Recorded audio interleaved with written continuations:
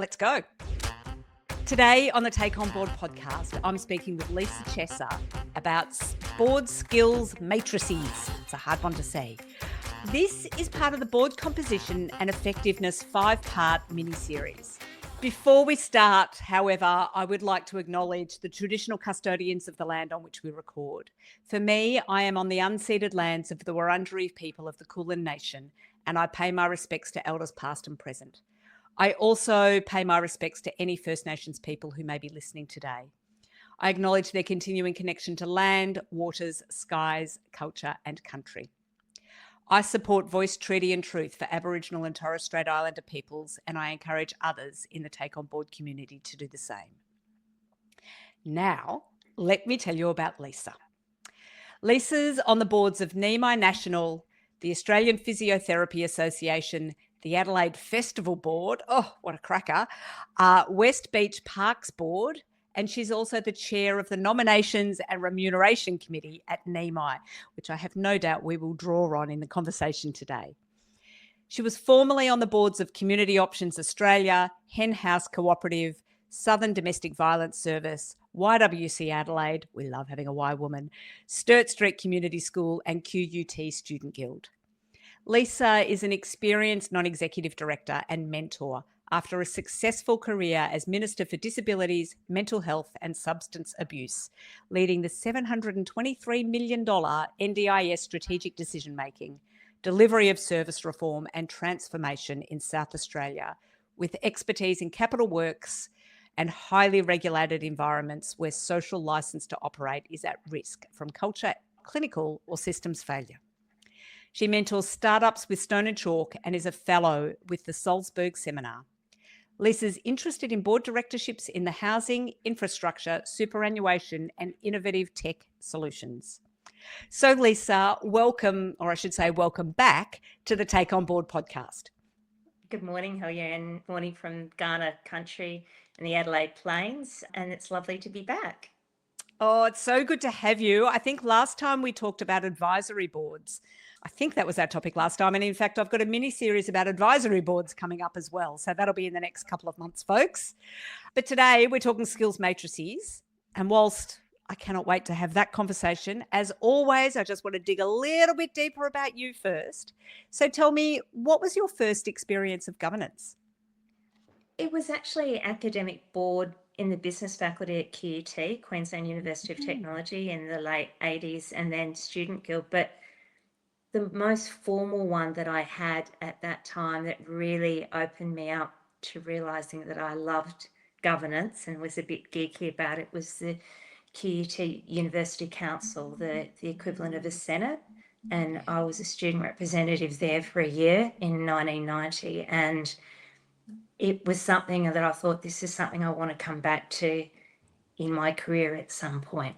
And that was the seeds of me becoming a professional director once I left politics. It was something I always kept in the back of my mind that it's logical, and I just love the impact you can create because of the strategy involved in the longer lens.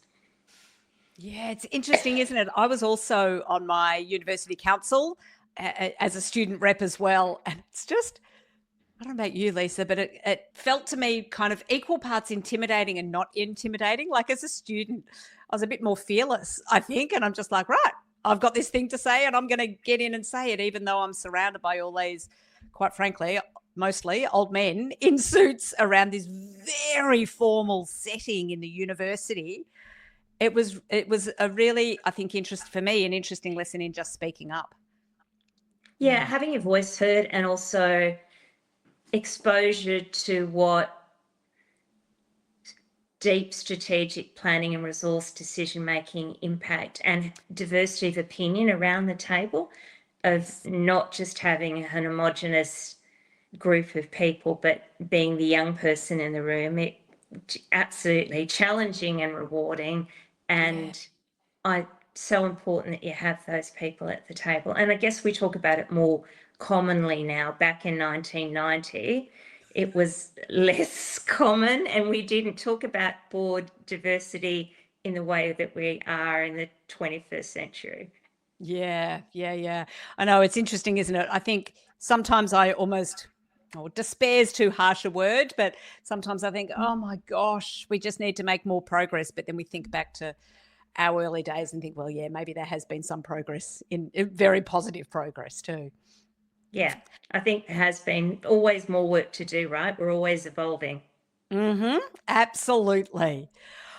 Well, whilst I would love to dig around in that even more, I'm going to leave that to over a glass of beautiful South Australian wine at some stage and instead dive into skills matrices. As I said, I'm doing this mini series around board effectiveness, and skills matrices are such a key tool that people talk about. So I just want to start with, if you could just tell us, what is a skills matrix? Because we often talk about it, but they might look different for different organisations, or there might even be people that are unaware of what it is. So talk us through, what is a skills matrix?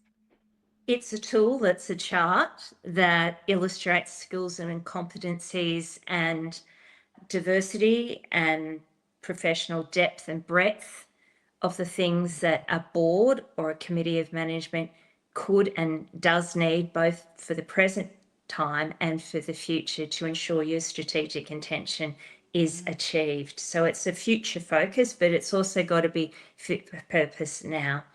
Yeah. Okay. So it's the kind of, it's that list of shopping list almost of what's needed in the boardroom. How have you seen it? Why is it important? How have you seen it used?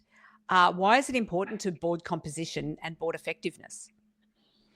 Well, establishing a skills-based board is really important, and traditionally some boards just, it's who you know, how you get there. But a skills-based board, going beyond the old definition of we need a doctor or a lawyer or whatever, a professional tag, going to people's depth of experiences, both life and professional, their expertise and the skills they bring, create strong governance. And it's a blend of skills, experience, expertise, other attributes. All of that adds value to making board decisions more broadly based and in alignment with your strategic plan. And it improves board performance. It facilitates better succession planning, both for the board and also potentially for your senior leadership team, because you need HR skills in those sort of things. So it's not just yourselves, it's the broader organisation that succession planning you're probably looking at. It optimises decisions, and you can pull down on people's expertise. I know that in some of my boards, we like to have at least 3 people on some of our core competencies. When we drop down to 2 or 1, that's when we need more skills at the table and we have to go out and recruit.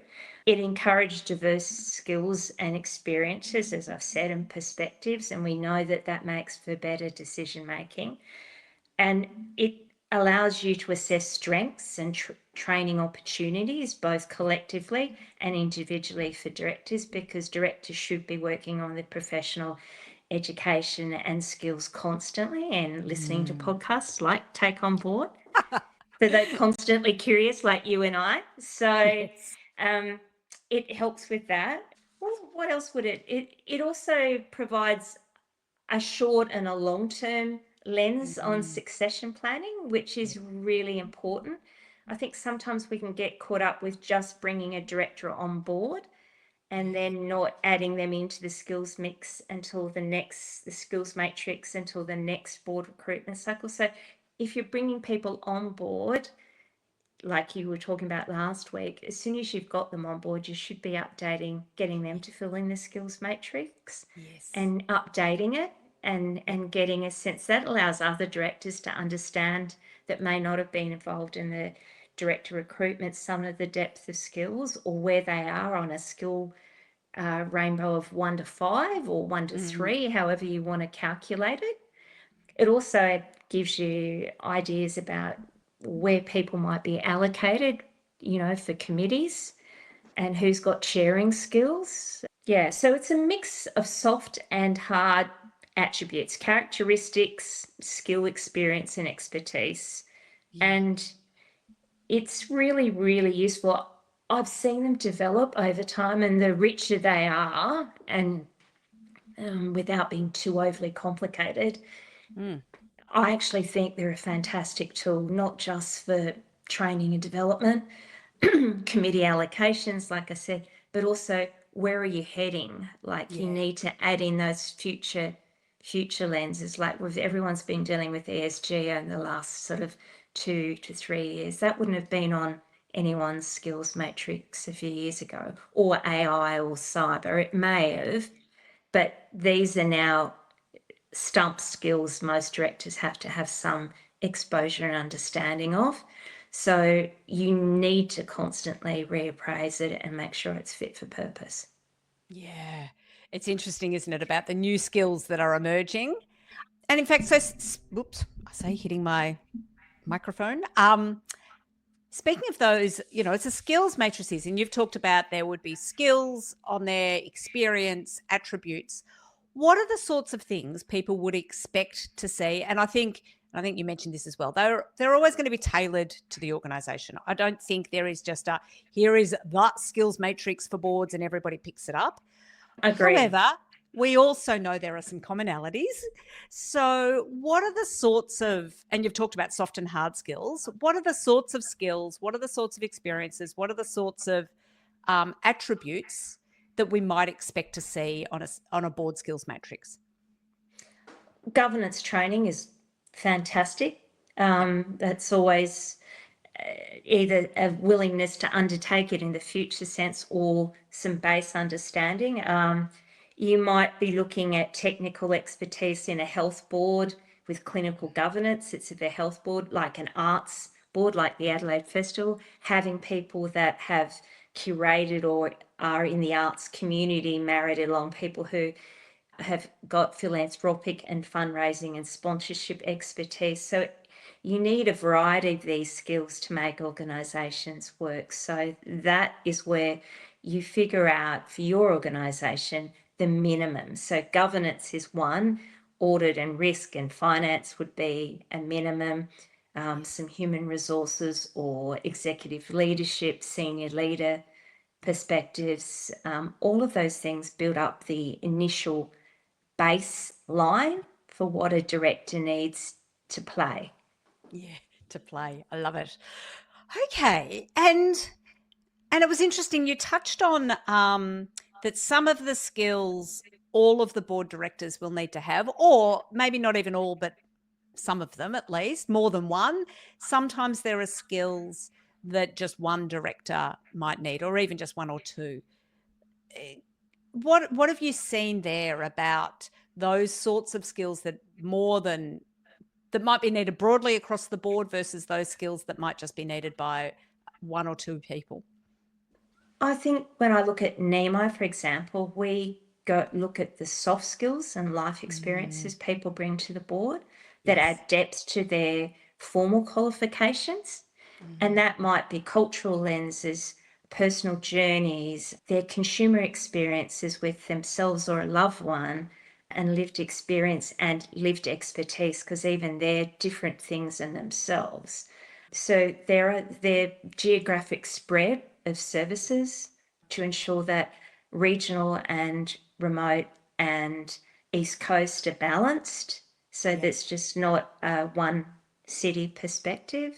There's some of the things that we consider when we're recruiting. We also can look at cultural diversity and gender and people's identity and what they bring to the table, because people bring many lenses that add them with their deep expertise, and that makes for better decision making. So we're always looking for people who have that broad depth, Yeah. breadth and depth. And if you can add those attributes, and not one person is the sole repository for any one thing, it's always good to have two or three people carrying the load in case someone gets sick or has to step away due to family responsibility and go on director leave. That's why I think 2 to 3 is always a good balance. And if it gets down to one, then you know you've got to recruit. Yeah, I tend to agree. And even, one of the boards that I was on previously, particularly in finance, because often it's the finance, that person's the finance person, let's just see what they say. It's like, well, no, you're a director. Everybody needs to have some view Yep. about that. But Baseline skills, right? That's why that yeah, 1 to 3 or 1 to 5, where are you yes, on that continuum? And are you exactly. a new director moving to a 2, or are you a 4.5, 5? You're an audit background, you've come from Yes, a big corporate environment, you're deep in that thing, but everyone should always be assessing how can they improve and stay current. And if they're absolutely. not so strong on one skill set, how do they build that Yeah, muscle memory to contribute to the absolutely. boardroom? And I think if you're not the finance person, for want of a better word, I'm sure I've told this story before, but I'm not the finance person. I'm a lawyer, not an accountant. However, I have sat on the finance committee a number of times, and that is partly for my own development and understanding, but also partly because having a non-finance person involved in the finance committee is actually really helpful as well, because I see things differently and ask different, inverted commas, stupid questions, often which are not stupid questions, but the accountants just see it in a particular way. Yeah, so I think spreading that responsibility. And yeah, one board that I was previously on, the finance person, inverted commas, was never the chair of the finance committee. It was always somebody else, which was just a way of making sure that that role was shared around as well. So they were always Yeah. on the finance committee, of course, but we tried to avoid having them chairing it so that somebody else would have that responsibility for finances as well.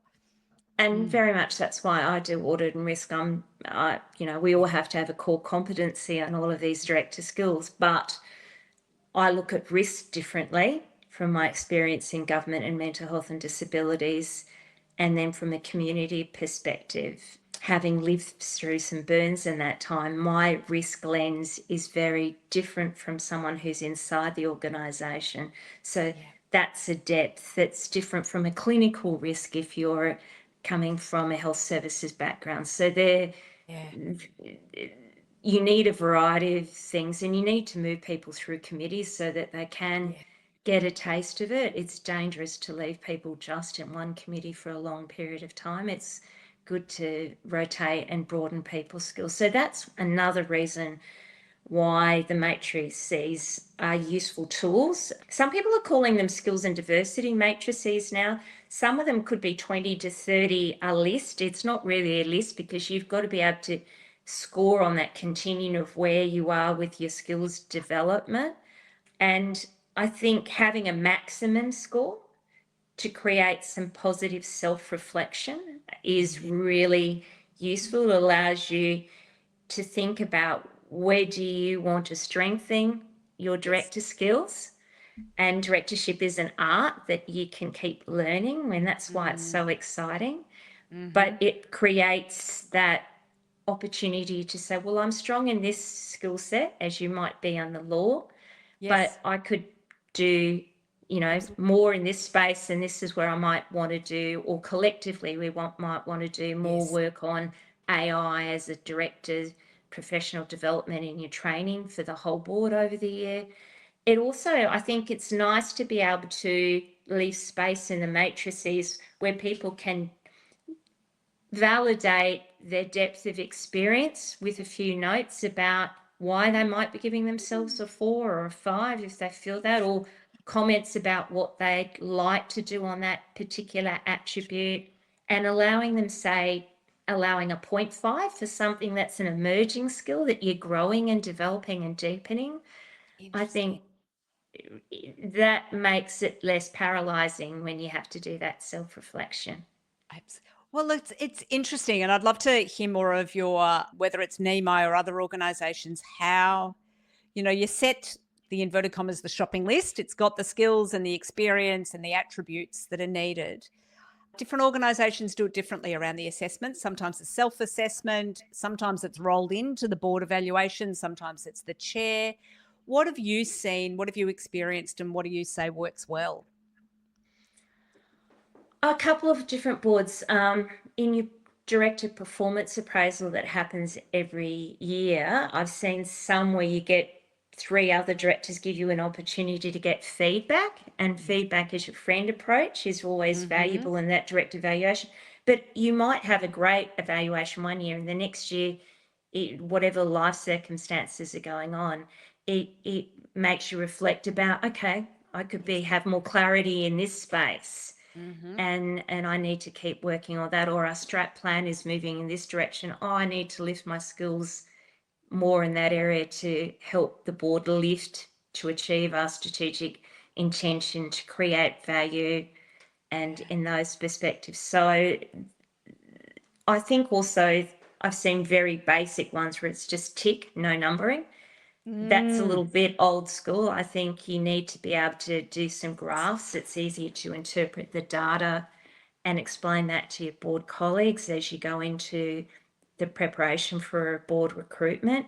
If you can share that with your colleagues, it's a good resource for them, because they might not be aware of everyone's CVs, even though most boards I know have a portal with their director CVs, but they wouldn't know the deep individual experiences that may be validated across a skills matrix or revealed.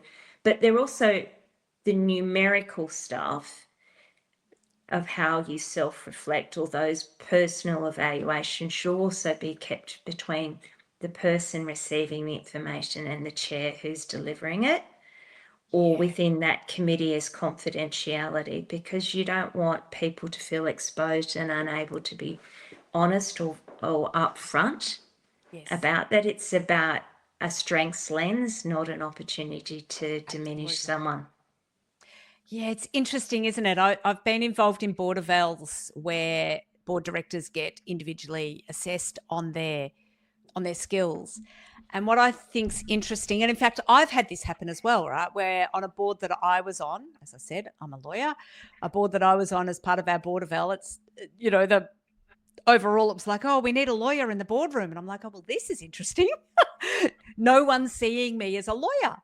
And so I had to kind of lean into that a little bit more, because, I'm not in private practice. I'm not practicing every day. So it's interesting. Sometimes I think that evaluation from your colleagues actually shows it's not about whether you've got that skill or not. It might be about whether it's showing up in the boardroom, whether you are showing up with that hat on in the boardroom. So I've certainly, done board reviews before where a particular person might not, others might say, oh, no, they don't have skill X.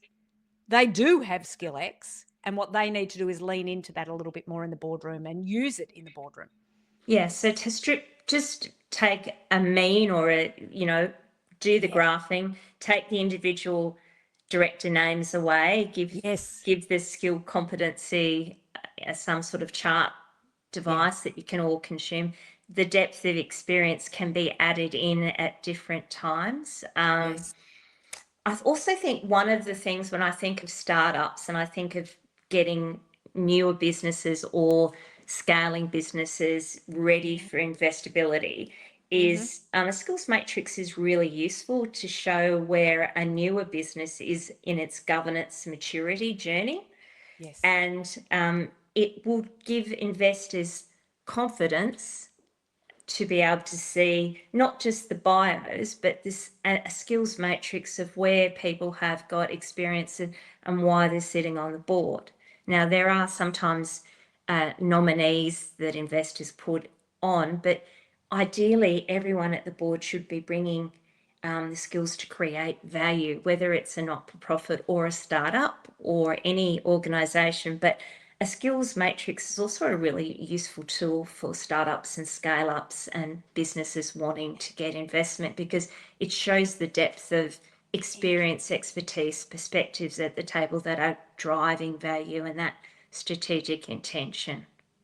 That's so interesting. I hadn't thought about it from that. You've got much more experience in startups and scale-ups than I do. So that's a really interesting reflection about how it shows the maturity in a way, or the governance maturity, the governance chops of that organisation. It might be an advisory board. You could still have a skills matrix on an advisory board. But anyway, we'll leave that for another podcast. Yes. Well, actually, do they normally? Is it like for a governance board, it is, I don't know a governance board that doesn't have a skills matrix, even if it's sometimes a relatively immature one, they all have them, to advise. Is it common in advisory boards, just out of interest? It's not something. I think it's probably something that's evolving, and depending on what sort of quantum of money you're doing or Yeah. whether you're self-funding and bootstrapping. There's a Yeah. couple of criteria that could influence that, but I think it's actually a great tool to show Yeah. that you're investable. Totally. And the other thing about a skills matrix is, you need to keep it alive. You don't just set and forget, but it's such a valuable and relatively easy tool. Yeah, well, you should build it into your, I chair nominations, remuneration, and sort of the governance, sit on governance committees a lot. And building it into your work plan every year for everyone to contribute. And at this point of time, this is my skills. And last year it was, I've done a 5-day course in this since then. Although this has arrived on the array, I'm not so familiar with AI or generative AI or digital health or whatever else that the board might have added in between. It's not a set and forget document. Yes. There should be at least a yearly update that everyone contributes, but particularly if you can time that towards just before you go into a recruitment cycle and just as you finished onboarding directors. Yes. So that there's that constant cycle of updates, reappraisal, and having it on a work plan of a committee with the terms of reference, recognising how important it is for all of those things we talked about, like identifying gaps and optimising decision making and where you're headed in the future. Yes. Unlocking that value in the boardroom. I think it's a fantastic tool. You've got the fan club in me. Oh, Leesa, there is so much valuable stuff in here. Before we wrap it out, I just want to check, is there anything I should have asked you that I haven't? Don't be daunted by a long skills list. Don't think you have to constrain yourself. Yes. Because some organisations are very broad and have multiple lenses. Like Physiotherapy Association provides insurance to members, advocacy, training and development. It's a hugely complicated and deep organisation. I've got to say, NEMI is the same. West Beach Parks, we've got sports, rec, 2 different types of tourism, a marina, 135 hectares, you've got ESG. All of those different things need to be sort of addressed, not just your basic corporate governance skills. Yeah. So do you have expertise in tourism or marketing on your board? Do you have someone who understands sports and recreation on your board? So that those different perspectives. So don't be put off by having a deep and rich list of soft and hard characteristics and attributes. And I would say for aspiring board directors or those that are looking to build your governance portfolio, don't be put off by a long list on a skills matrix, because no one director is expected to have all of these skills. They are all expected to be in the boardroom, but not in one person. It's not a position description where you're expected to fulfill them all. No, look, it's a blended approach. That's the whole point. It's a team sport. Yes. And that's why I used you've got to have these basic things to play. Exactly. It's just like having a driver's license to get on the road, Yes. and then you want to be a good driver. So they're core competencies, but there's also things that are nice to have and essential in that skills matrix. Don't forget for it to be forward facing, I guess, with the amount of change that boards and governance and businesses are seeing at the moment. The next couple of years are going to be really, really interesting about how fast change comes down the tube to us and how we manage risk. No one would have had COVID and the black swan back in 2020, or very few. I think only Army or CS had it, probably. And to have it hit, I had a conversation with somebody in late 2019, and she was on a number of boards, and I said to her, "Oh, you're on a number of boards, how do you manage that?" It's, and she said, "Well, it works okay. If there's a crisis, actually, how did she put it? Something like, it's not like there'll be a crisis in all of my boards at the same time, she said in late 2019. And then, of course, 2020 hit. And I can't imagine any organisation that wasn't in crisis in early 2020. So anyway, it's interesting. Yeah. All right. I've got some great resources. Can I share them? Oh, Leesa, I would love you to. What resources would you like to share with us? I did a really good webinar that's recorded. It's on YouTube from Board Pro a little while ago, so I'll send the link of that. Also, the Governance Institute and AICD have good materials. Board Pro actually has a template that they share with you. And I'm just trying to think of the other things. Oh, creative.gov.au, because I do the arts thing as well. Yeah. They've got a really great tool there. So I'll send the link to that. And APRA have got a really good piece on skills matrices as well. Fantastic. And I will add to the list, the Victorian government, the Victorian Department of Health has a board capability framework for Victorian health services. I love it because it's got the span of skills, but it's got descriptions about how to assess yourself as well. So I think it's really valuable to look at, even if you're not a health board. It's a useful document, and it's used all the time in board recruitment in health. So I'll add that to the list too. Yeah, I think that's one thing. When I initially got some of them, as I started working as a professional director, they often didn't come with an explanation of how they worked. So having a little explanation of, you can be, because some people are quite literal and just do the numbers and don't expand, and there's so much more that they might explore. That's why having a column like that. Also, don't forget your tenure, of board tenure. Absolutely. Teamed into this, because it really helps with your succession planning. Absolutely. Yeah, all great. Oh, Leesa, so much in here. Thank you so much for sharing your wisdom about skills matrices. Thank you for coming back to the Take On Board podcast. Thank you. You're a superstar. We will share all of those resources. And thank you for being such an active and engaged member of the Take On Board community. It's always a pleasure to work with you, Helga. I love what you do and how you create communities.